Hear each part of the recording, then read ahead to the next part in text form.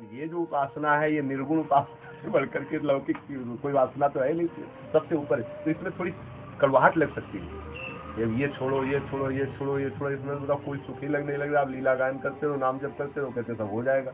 अब ये तो बताया नहीं कि हमारी फैक्ट्री कैसे चलेगी, हमारी दुकान कैसे चलेगा, हमारा व्यापार कैसे चलेगा, बेटी का ब्याह कैसे होगा और ये सब कैसे शांति मिलेगी, ये तो कुछ इसमें है नहीं। तो ये जो लौकिक और पारलौकिक दोनों भोगों से जब वैराग्य होगा तब जाकर के इस लीला का रस होता है। तो वैराग्य भी इसी से हो जाए। ये मत सोचो कि इतना समय लगे, 1 सेकंड में हो जाएगा। यहां से लेकर के ब्रह्मलोक तक के विषयों का वैराग्य 1 सेकंड में हो जाएगा। और करोड़ों जन्मों में भी होना बड़ा दुर्लभ है, ध्यान रखना। करोड़ों जन्मों में भी हो जाएगा ऐसी गारंटी नहीं है, और 1 सेकंड में हो जाएगा, इससे ज्यादा देर भी नहीं हो सकती। बस ये समझ, प्रियाजू का जो करुणा का स्वरूप है वो 1 सेकंड में आपके चित्त को खींच ले। जब लालजू के चित्त को खींच लेता है तो आप क्या है, अति नागरी वृष भानु किशोरी सुन दूतिका चपल मृग नैनी आकर सत चितवत चित गोरी आकर सत चितवत चित गोरी अति नागरी वृष भानु किशोरी। लाडली जी की कृपा दृष्टि हो जाए तो 1 सेकंड में हमारा चित्त उनके चरणों का गुलाम हो सकता है। और अगर अपनी साधना से सोचो तो करोड़ों जन्म बीत जाए तो भी यहाँ से लेकर के ब्रह्मलोक तक का वैराग्य होना बड़ा मुश्किल है, क्योंकि अहम है ना शास्त्र में। अहम तो गलित तभी होगा। अब प्रियाजू की करुणा से जाए तो आप रो रो के क्या कहोगे? यही तो कहोगे भैया हमने कोई साधन नहीं किया, हमें जो कुछ मिला वो सब कृपा से मिला, नहीं कहोगे। अब आपको अगर आपसे पूछा जाए कि ये सुख आपको प्राप्त हो रहा है तो आप क्या कहोगे? आंसू आ जाएगा, आप कहोगे भैया हमारे साधन हम कोई साधन नहीं करते, हमें तो सिर्फ लाडली जी की कृपा ही मुझे ये सब कुछ प्रदान कर नहीं है। तो बस उसी कृपा का आश्रय लेकर ये गायन, ये समय पार करना, लीला गायन, नाम जप करना, तो किसी भी भक्त का अपराध न होने पाए, ये सावधान रखना। कोई भी संप्रदाय का संत महात्मा वैष्णव दिखाई दे सबको नमस्कार करो। एकांत में रह करके भजन के पहले संतों को नमस्कार करो, जिन भक्तों की चरण धूल से ही उस वस्तु की प्राप्ति होगी। बस संतों को नमस्कार करो, कोई अपराध न बनने पाए, ध्यान रखो, जो कहा जाए उसे अक्षरता पालन करो। साधुता आना जीवन में सबसे बड़ी बात है। कबहू कहो यह रहनी रहोगो, तुलसीदास जी कह रहे श्री रघुनाथ कृपालु कृपाते साधु स्वभाव गहोगो। तुलसीदास जी कह रहे सबसे ज्यादा कीमती वस्तु क्या है? साधु स्वभाव होना, भेष रखना नहीं। ये हम नहीं कह रहे कि तुम सब कपड़े उतार करके लाल पीले कपड़े पहन लो, सब ये सब भेष बदलने से वस्तु प्राप्ति नहीं होती। ये तो प्रारब्ध है हमारा, हम बाबा जी बने बैठे, आपका प्रारब्ध है, आप वैसे बने बैठे, लेकिन वस्तु जो है वो भजन से प्राप्त होगी, वो कृपा से प्राप्त होगी, उनके चरण शरण का आश्रय लेने से प्राप्त होगी। तो आपको भी प्राप्त हो जाएगी, पैंट शर्ट में भी प्राप्त हो जाएंगे और इस कपड़े में भी प्राप्त हो जाएगी। कपड़े से वेश परिवर्तन से भगवत प्राप्ति नहीं होती। हाँ, महानता है इस वेश में, और इस वेश में महानता है कि क्योंकि इस वेश के फिर आचरण अलग हो जाते हैं ना, उस वेश के अलग आचरण हो जाते हैं। मान्यता के अनुसार तो चलता है, तो लेकिन साधुता दोनों में समान होगी। तो उसी साधुता की आकांक्षा कर रहे हैं कि श्री रघुनाथ कृपालु कृपाते साधु स्वभाव गहोगो कबहू कहो यह रहनी रहो। बोले कौन सी रहनी? जथा लाभ संतोष सदा काहू तो कछु न चाहोगो। जथा लाभ संतोष सदा काहू सो कछु न चाहोगो।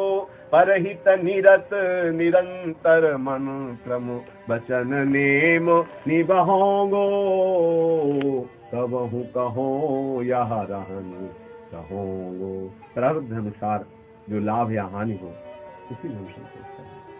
प्रारब्ध के अनुसार जो हमको प्राप्त हो रहा है उसमें संतोष, किसी से कुछ हम मांगेंगे। जो लाभ हमें प्रारब्ध के अनुसार हो रहा है उसी से हम सह जाएंगे। यदि प्रारब्ध के अनुसार हानि भी आ रही तो भी हमसे सह जाएंगे। हम किसी से सहयोग की याचना नहीं करेंगे, हम किसी से लाभ के लिए प्रयास नहीं करेंगे। बिना प्रयास के जो आपको प्राप्त हो रहा है उसी में संतोष करना। जथा लाभ संतोष सदा काहू सो कछु न चाहोगो। और परहित निरत निरंतर मन क्रम वचन ने मनि बहोगो। मन से, वचन से, कर्म से मैं दूसरों का हित करने वाला ही निरंतर अंतर रहित। इसीलिए संतों को कहा गया है कि संत जो है परहित, दूसरों के लिए ही उनका शरीर होता है, दूसरों के लिए ही उनका मन होता है, दूसरों के लिए ही उनका सब कुछ होता है। संतों को तो साक्षात परहित की मूर्ति समझो, परहित के कारण साधु ने धरा शरीर, दूसरों के हित के लिए ही उन्होंने शरीर धारण किया। तो साधु स्वभाव का मतलब क्या है? मन से, वचन से, कर्म से निरंतर दूसरे के हित का चिंतन करते रहना।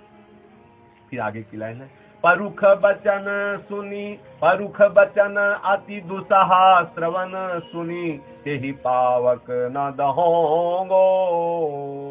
बहुत बड़ी वजन की बात है कि कठोर वचन, अति कड़वे वचन सुन करके भी उससे जो हृदय में जलन होती है, उस जलन से न जलूंगा। परुख बचन अति दुसहा, जो असहनीय है, ऐसे कड़वे वचन बोल रहा है, ऐसे गाली बोल रहा है, ऐसे अपमानजनक वार्ता बोल रहा है।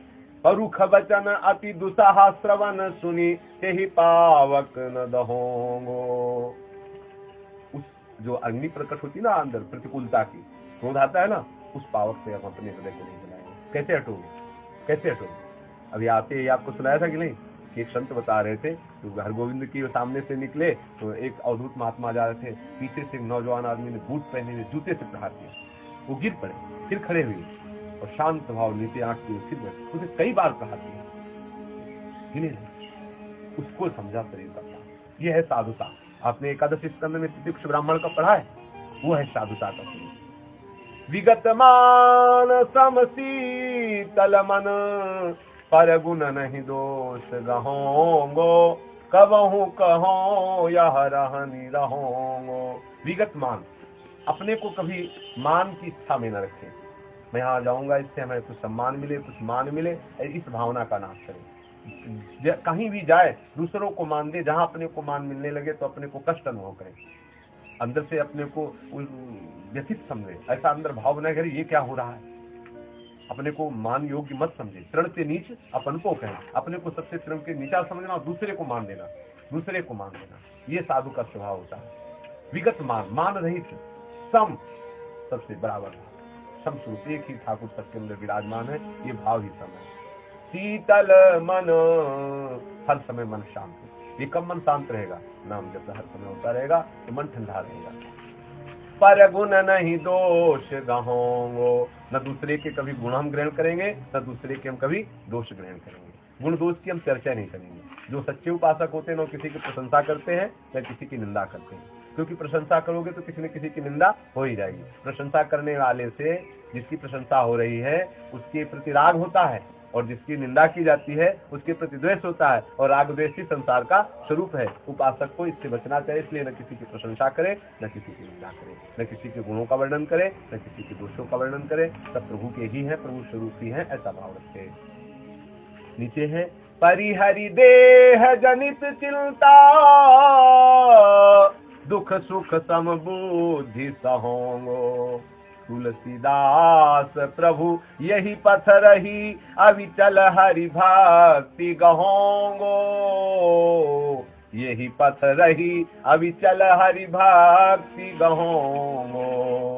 परिहरि देह जनित चिंता, अब हमारा शरीर रोगी हो रहा है, या हमारे शरीर के लिए खान पान की व्यवस्था, शरीर के प्रति वस्त्र की व्यवस्था, या शरीर के संबंधियों की व्यवस्था, इसी में सारी चिंता जो लगी रहती है वो संसारिक की होती है। और प्रभु में जो चिंता लगी होती है तो शरीर की चिंता का त्याग करके प्रभु का ही चिंतन किया जा सकता है, वही साधु की होती। तो बोले मैं अब कभी, जब साधु स्वभाव ग्रहण करने की बात कर रहे हैं, तो वो साधु स्वभाव को ग्रहण करने वाले का क्या होता है, वो देह जनित चिंता का त्याग कर देता है। इसके प्रारब्ध के अनुसार इसको दुख सुख लाभ हानि प्राप्त होता रहेगा, मुझे इसके शरीर की चिंता नहीं करनी है।